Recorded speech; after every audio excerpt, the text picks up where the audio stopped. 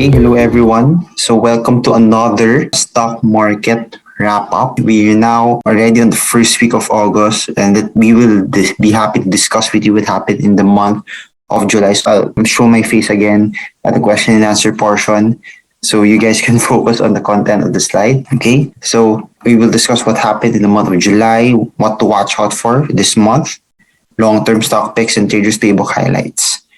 And then, of course, question and answer right after. So in July 2022, the PSA actually ended higher by 160 points or 2.60% to close at 6,315.93. But year to date, the PSA is down by 11.3%. We noticed that the market has been weak at the start of July, mainly because of the depreciation of the Philippine peso, right? It's all over the news from June to July, from 53 to 56 at a fast pace. But what supported the market, kasi the market ended higher, so what supported the market was the pullback in commodity prices, right? I'm not sure if you guys felt it, but oil prices pulled back, wheat prices also pulled back, in general, commodity prices, even nickel, right? Of course, in concept, an aggressive monetary policy is not good for equities, right? But in this case, in terms of addressing inflation, which is already reaching 6%, that was appreciated by the market. Okay, the way you saw the emergency rate hike, which was initially resulted in a market drop, but eventually the market appreciated how fast they are in addressing inflation. So in terms of, I'd like to discuss a bit lang yung advantages and disadvantages of a weak peso. Of course, in terms of advantage of a weak peso, we sell our products in the international market at a lower price, diba? This in turn boosts production and employment, so this is referring to exports. Another advantage of a weak peso is when Filipino families back home are enjoying the increase in remittance value, they get to enjoy higher purchasing power. This is now more on the oil remittances, right, which our mga kababayan enjoy back in the Philippines. Disadvantage of a weak peso, this is interesting because basic commodities like coal and crude oil become more expensive, especially the Philippines net importer. You will notice, I'm not sure if you noticed, but there was this 1 week where global oil prices pulled back, but the peso depreciated significantly in that week. Na even though oil prices pulled back, the gasoline pump prices that week went up. That's the effect of a weak peso. Okay. On the second point, the cost of foreign goods and services increased. That's where we're referring to import. For instance, if you're traveling, cost of travel becomes more expensive in peso terms. Airline ticket, accommodations, meals, diba? So probably a lot of people are experiencing that, especially where reopening, the world is reopening and we're traveling a lot more. And if you take a look at technical analysis, if you take a look at the chart, of course, you actually ended at 6.3 earlier.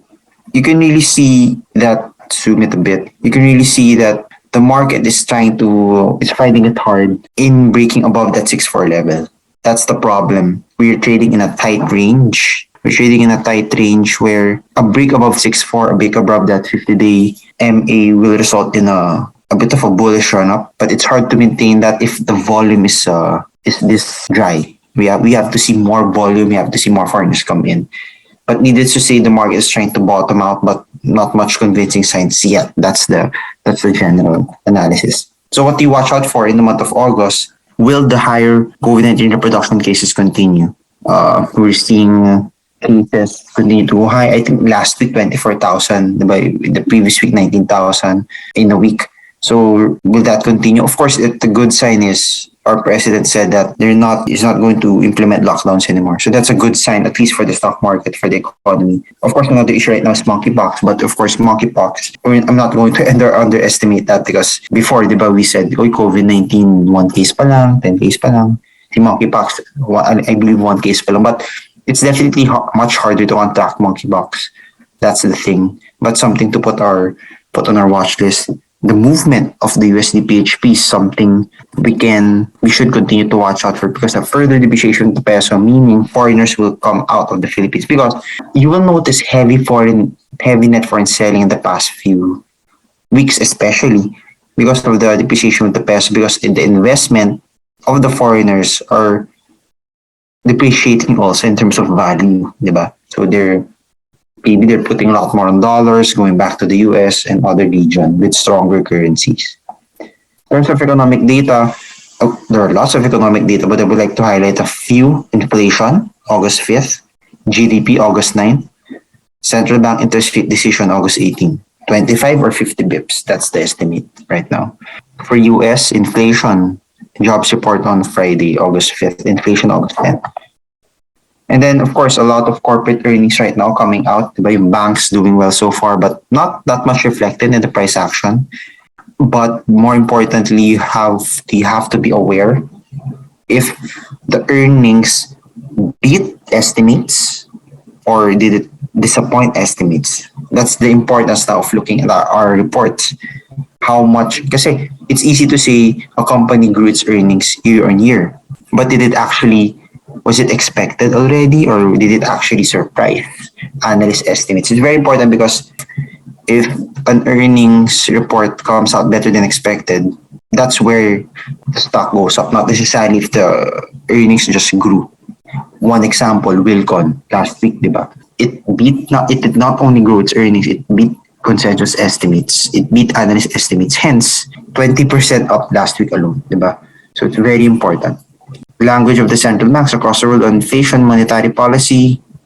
Will they hike more, or are they seeing signs of recession already? Will they pull back on the increase of rates? That's why it's very important to look at the central bank action right now, especially the market is consolidating within a tight range, undecided, because they don't know where the central bank will go forward in terms of monetary policy or in terms of pace, diba?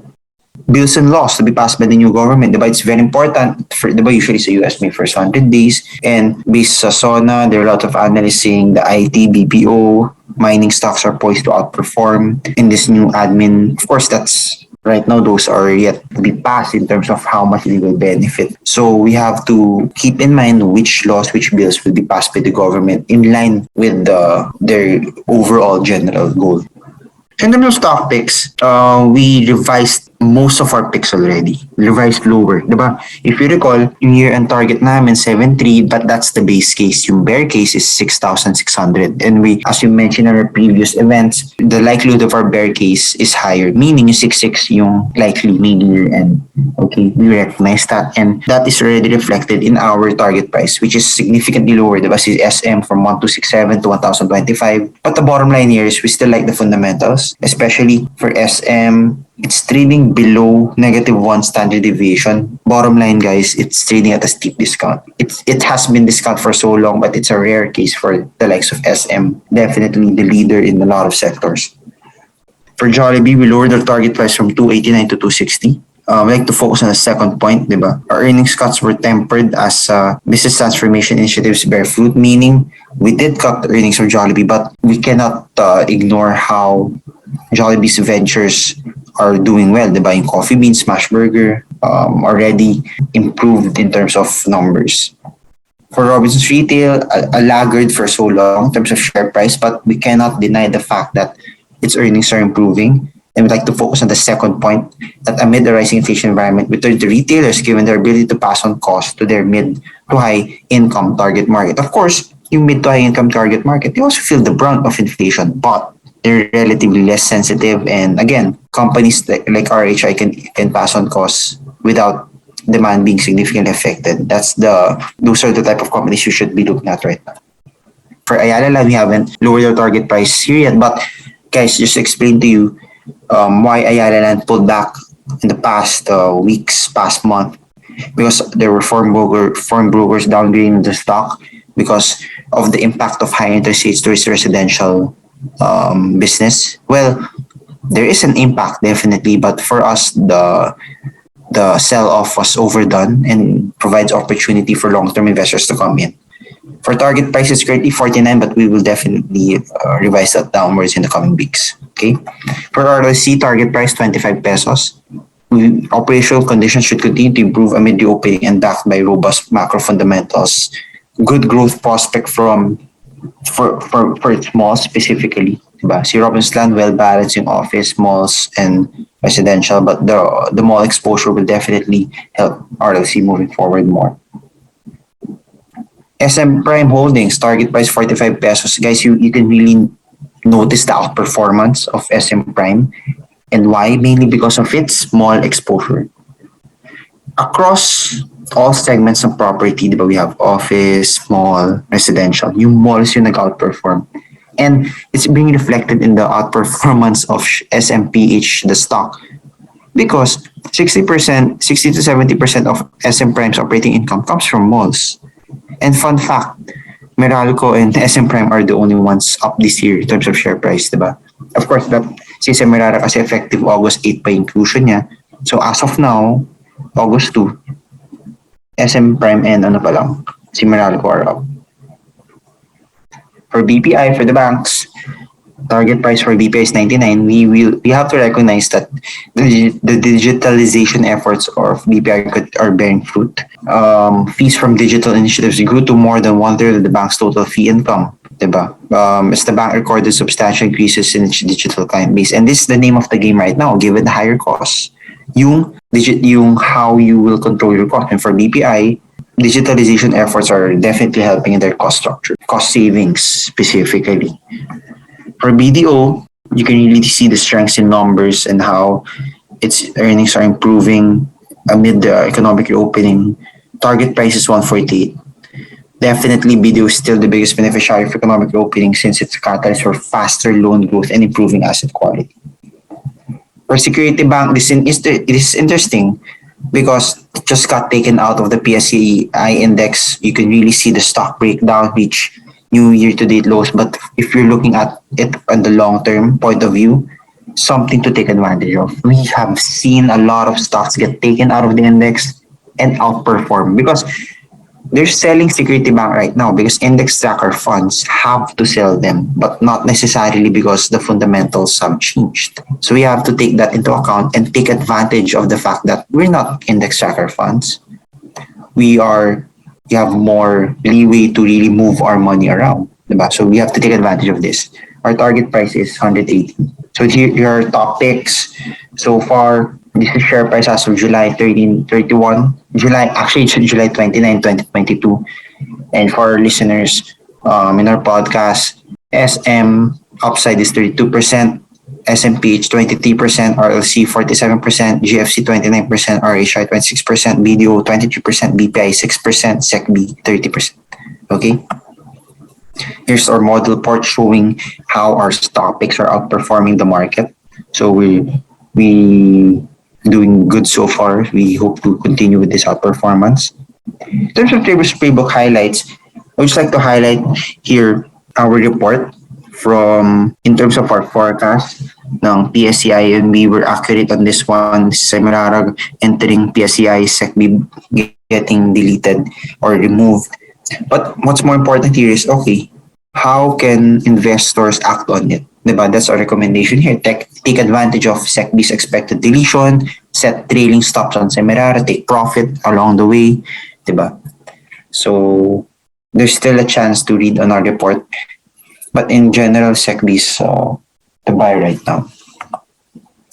Here's our Trader's Playbook, 61% hit ratio. More importantly, if you average the gains and losses altogether, average year-to-date 7.4% as compared to PSA down ng 11%. So we're proud of our reports, both company and Trader's Playbook. Diba? So hope a lot of our clients have followed our reports. We also provide sell calls, diba? Before dito, Araneta and Prime Media pulled back, diba? We sabi namin, take profit na, lighten ang breakdown. So it has done so well. Itong yield na to, kunyari, short nyo siya, diba? But the bottom line here is if you own these stocks, and you followed our report, you wouldn't have lost as much. We also have lots of content for you guys. PSC podcast with PSC President and CEO Ramon Monson. We also have SM Prime Holdings, the biggest listed company in the country. We also have Economic Outlook, diba?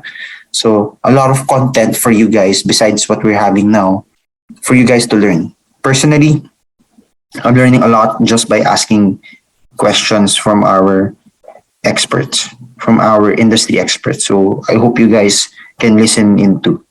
Okay, pag nag-drive kayo or weekend, listen to this, di ba? Pag uwi, habang nag-workout, it's good to listen to our industry experts. All right. So it's time to answer your questions.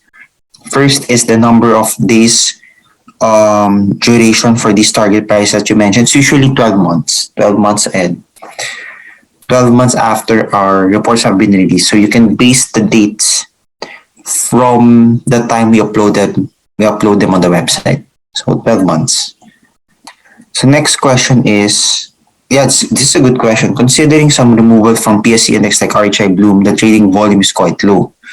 For SECP, do you see same pattern happening? Well, in terms of the total trading volume moving forward, likely it's going to be a bit lower than when it was in the PSAI. Because now, Security Bank will be part of significantly lesser funds kasi hindi na siya required to be bought eh. But at the end of the day, you have to look at fundamentals. And for Security Bank, it's something to be part of your portfolio, especially if you're looking at as banks as a hedge to higher interest rates, right? Because Security Bank will benefit from higher interest rates, and it's not only, it's also the opening winner, especially once inflation is out of the way. There will be an outperformance across your opening stocks again, and Security Bank is one. But that's a good question. But there are also other cases if the fundamentals of a certain stock is outperforming, diba? Like Semirara, it got removed from the index, but coal prices really went up. So there are instances where even if you're out of the BSE index, you can have higher volume as compared to those inside the index. So likely volume will be a bit lower than when it was part of the index, but there's also a chance that moving forward, when the fundamentals are really in line with the market trend, it can outperform. So there. It's a good question. Any insights about Meralco? So let's discuss first what happened in the past days. What happened was si GG Summit sold part of its stake in Meralco, right? At 344 pesos. The problem was prior to announcing that selling of stake, Meralco was trading at around 360. So what happened was the market tracked the 344 selling price because probably they wanted to take profit before GG Summit implements or executes its block trades, and that's what happened. Meralco even traded was 329 yesterday, but again, let's ask ourselves, did the fundamentals of the company change? It did not. There was just this block trade, but the fundamentals have not changed. So for Meralco, it's something to take advantage of, especially it's also a reopening play. You're seeing a lot of its customers across commercial meaning restaurants, hotels, school, diba? Back to school na. Tapos, in industrial, semiconductors, cement. So there are a lot of reopening plays that benefits Meralco, right? Of course, less for household, but there's also a pickup from other segments. So Meralco is also expanding its renewable energy. Diba? Meralco also has, besides being a power distribution question, before, diba si Meralco, it's only a power distribution company right now. Power generation na rin siya. Meron na rin siyang sariling San Buenaventura power plant. So, there. So, Meralco, take advantage of the dips.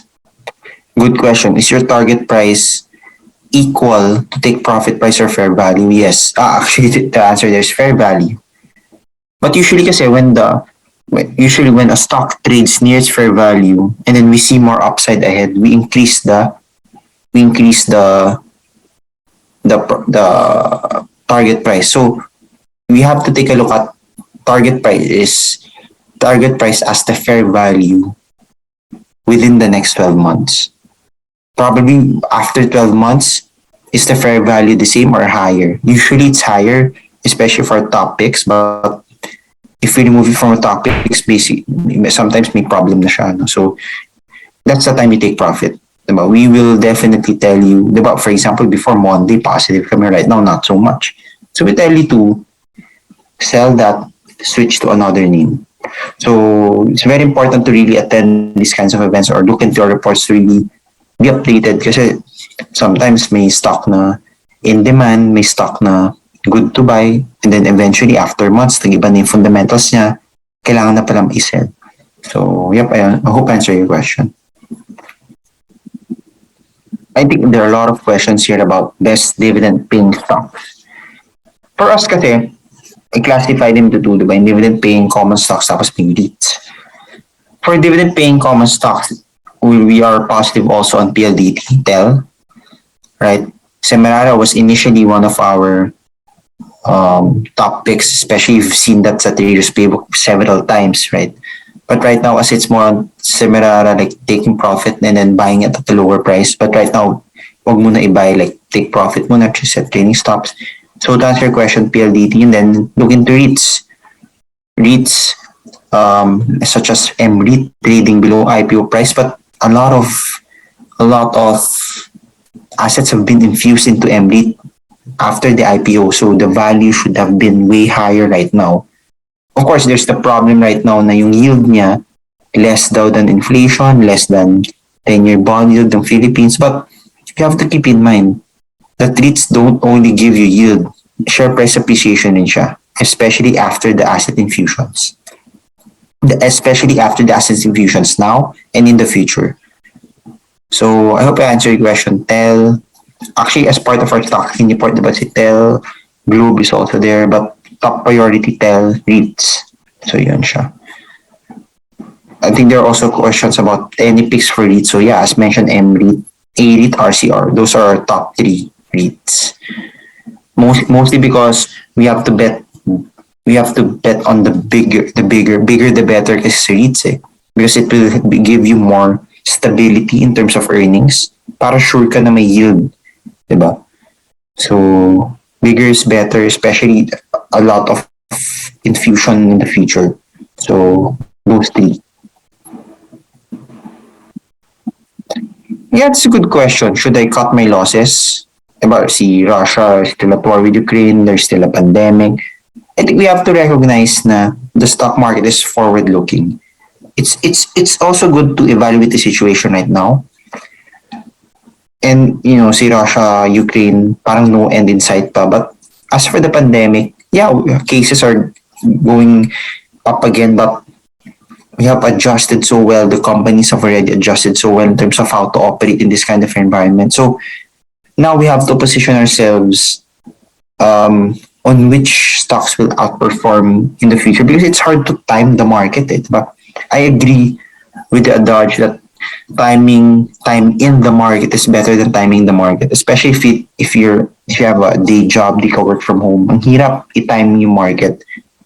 So our general recommendation right now is to have exposure but not be aggressive about it. Dapat manage your exposure like at most 50% now. 50% cash or 50% you put on other assets. Okay? But for equities, not too aggressive muna. Okay?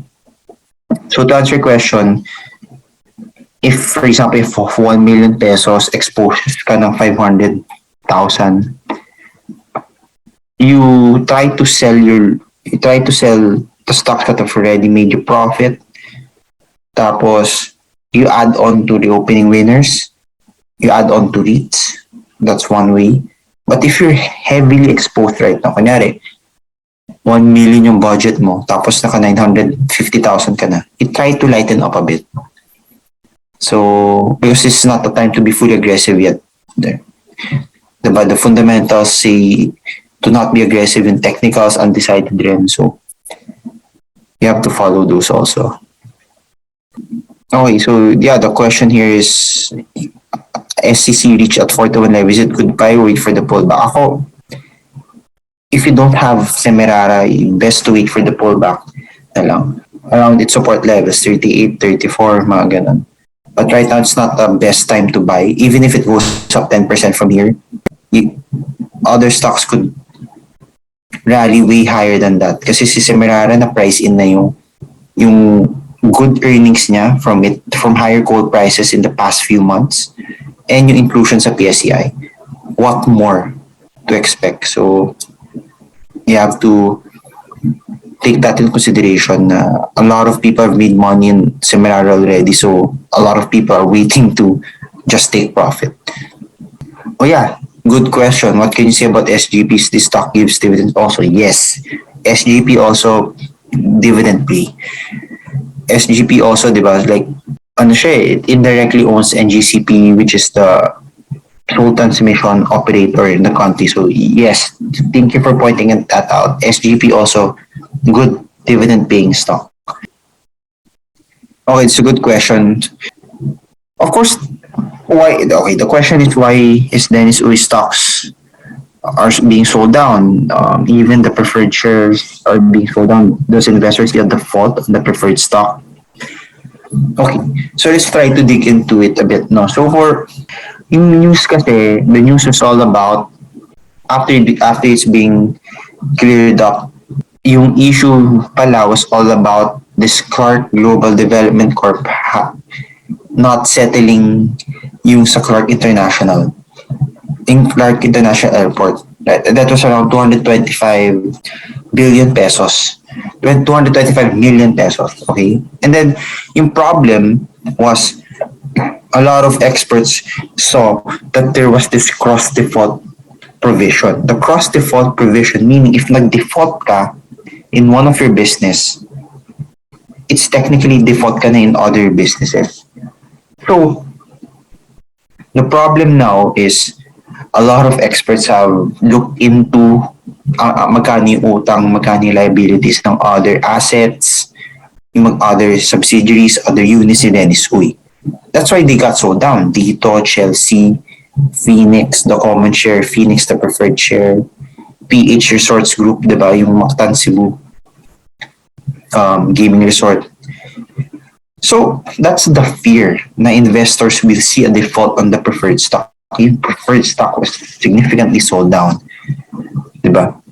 Yung problem kasi, there was a follow-up news on the Phoenix na it hasn't paid its bioethanol manufacturers. I think that's around 600 million pesos worth.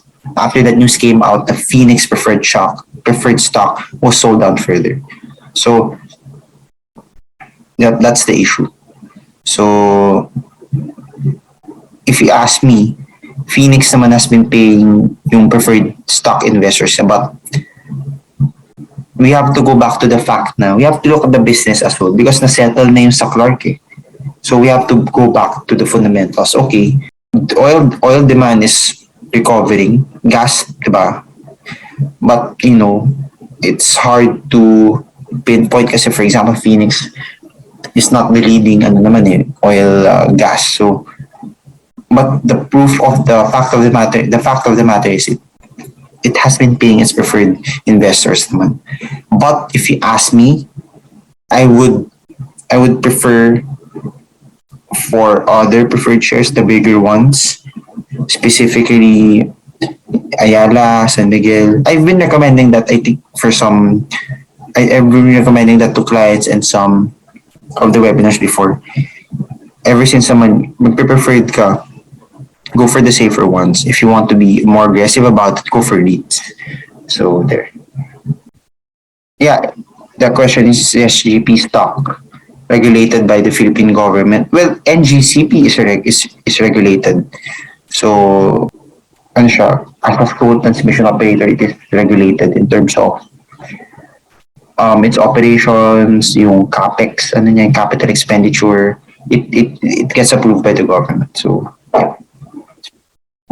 Next question is, what's our outlook on ACNG? The ACNG's growth prospects are, for me, clear as day na the expansion is welcome development for them. They're expanding well in the Philippines and globally. Australia, India, Vietnam, right? The problem right now, why isn't the hindi na sustain yung rally? Because it was expensive already. But the outlook on the fundamentals of ACNG, definitely good growth prospects, especially right now. ACNG is now fully RE. Diba, it changed its name to ASM Corp. Wala na siyang non-RE assets even in the Philippines.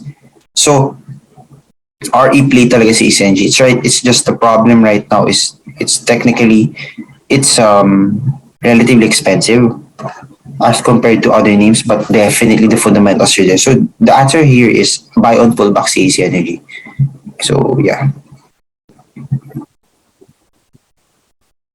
Yeah, it's a good question. Among the banks, which banks have higher PE ratio? Which banks have lowest PE ratio? Based on the last time we checked, usually CBDO usually has the higher PE ratio. The lowest ones are Metrobank, East West. So hope that answers your question. But of course, di lang yun yung main indicator that we look at. Usually historically, si BDO naman talaga yung mataas yung P ratio. May premium siya given it's the number one bank. So for Metrobank, but siya yung isa sa mga lowest P ratio, but it's in terms of assets. If you exclude land bank, si Metrobank naman second or third sa assets. Diba? So, diba? Something to ponder upon.